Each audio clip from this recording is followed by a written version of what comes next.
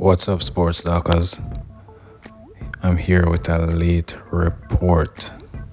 Now, this news that I've got to bring to you tonight is sending shockwaves through the NBA. This is crazy. Now, on the Denver Nuggets X account, they posted this message.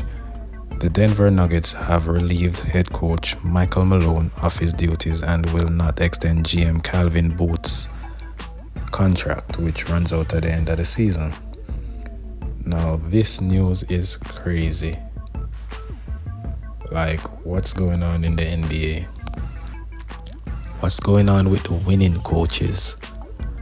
Why are winning coaches being fired left, right, and center? This is crazy. In 2019, Nick Nurse won the championship. He's no longer with the Raptors. 2020, Frank Vogel won with the Lakers.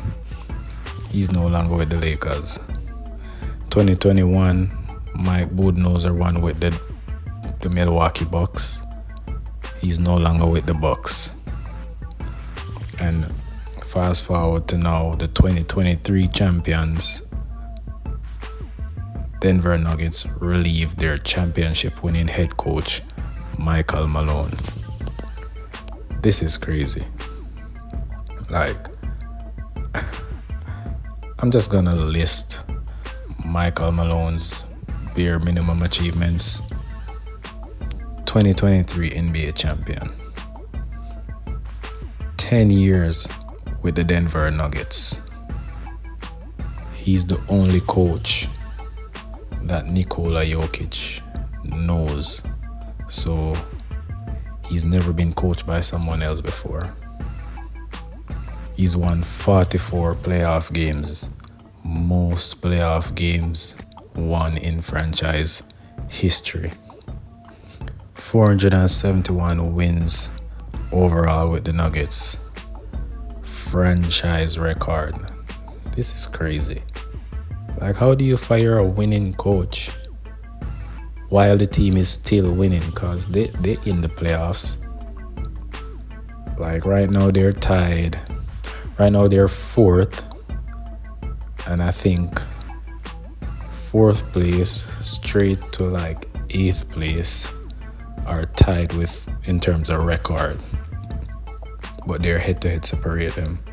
And there's still a couple of head-to-heads to be decided. But like, this is crazy. He's already in the playoffs. It's just 3 games left in the season. Why would you fire your head coach with 3 games left in the season? Anyways,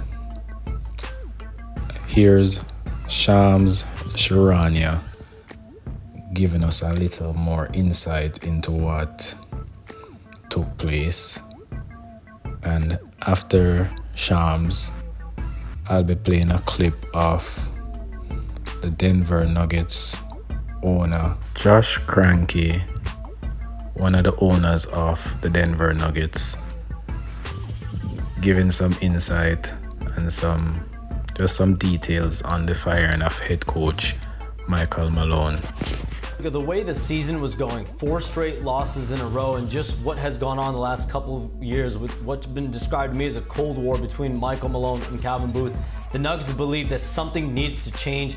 Now, they were likely going to dismiss one or the other come the offseason. So Josh Kroenke and the Nuggets decided to just get it over with now, seeing how the team is performing. But listen, everyone was shocked by the timing of this. That includes Michael Malone, Calvin Booth themselves. The players, I'm told, had a meeting where Josh Kroenke addressed them after the dismissal. He decided to flip the culture, didn't want to wait. He wanted to inject some life into this team going into the playoffs, because this is a team that, like you said, has struggled a little bit the second half of the year. They've dropped in defensive rating, but Michael Malone, this is stunning for him because he's the winningest coach in Denver Nuggets franchise history. He just led them to a championship in 2023. This is tied for the latest coaching change ever made. And it's one that probably would have happened in 2023, Malika, if he had not won the championship just based on circumstances with him and Calvin Booth. But now that he's fired after 10 years it's certainly stunning for the Nuggets, something that this roster is now going to have to deal with and recover from. This wasn't a decision that was taken lightly or taken as in a reactionary fashion to anything specific. Having observed our group over a very long period of time, what I would say is that, having observed that group over a period of time, there were certain trends that were very worrisome to me at different points in time. But they would get masked by a few wins here and there. And, in the world of professional sports, when winning and losing is your currency, winning can mask a lot of things. We went on an eight game win streak right before the All-Star break. But since then, I think we're 11-13. We've lost our last 4, and we're trending towards a direction that I thought would probably be a very, near end to our season in the near future. And so all that taken into consideration, wanted to try to figure out a way to potentially squeeze as much juice out of the rest of the season as possible. And I think that, after talking with my father in recent days, we came to the decision that we were going to be changing these roles at the end of the season. And that, with that thinking in our mind that we know that we're going to be changing these roles at the end of the season, then your mind then turns to, what is the best decision for this group right now?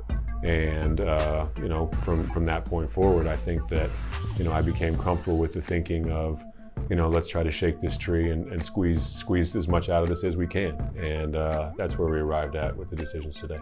So doing it with 3 games left and the playoffs ahead, hopes of a spark. Maybe it does something for the team.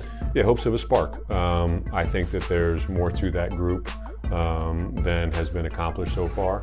How much more is in that group? I don't think that, I know the answer to that. I don't think anyone knows the answer to that. But I think I have a belief that there's more in that group that can be accomplished, and I look forward to seeing what they can do. Who calls the shots here in the short term? David Adelman will be moving into the head coaching role for the interim, and have a lot of confidence in him.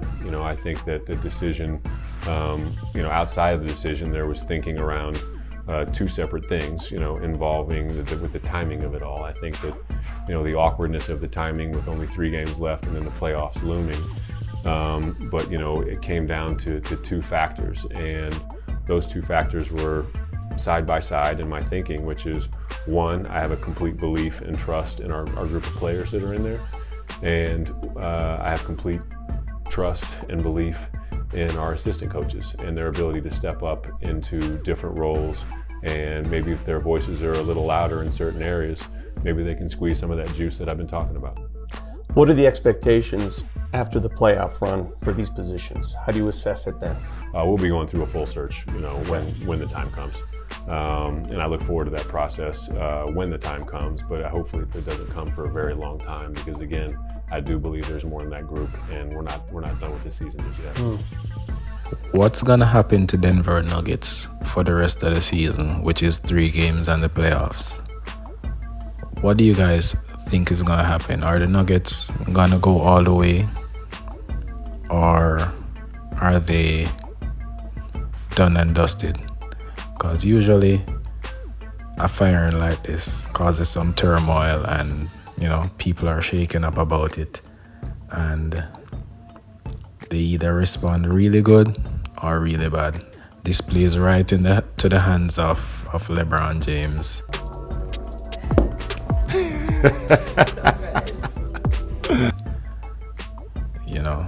Like his biggest obstacle for the last 3-4 years, like his biggest obstacle is in shambles right now, so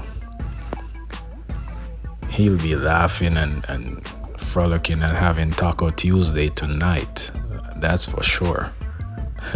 Now, I was watching First Things First, and I saw Nick Wright heaping the blame on Russell Westbrook again. What? Bro, what are you talking about, man? Bro, I'm out, man. That nigga's tripping. And it makes me wonder, like, what did Russell Westbrook do to the media? Like, what did he do? Nick Wright is basically saying that Russell Westbrook, anywhere he goes, people lose their jobs.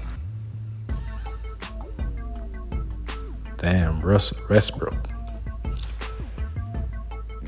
Man, I don't know what you did, but whatever you did, you gotta repent. You gotta pray and ask for forgiveness, my brother, cause they on your neck, and it seems they're gonna be on your neck until you retire.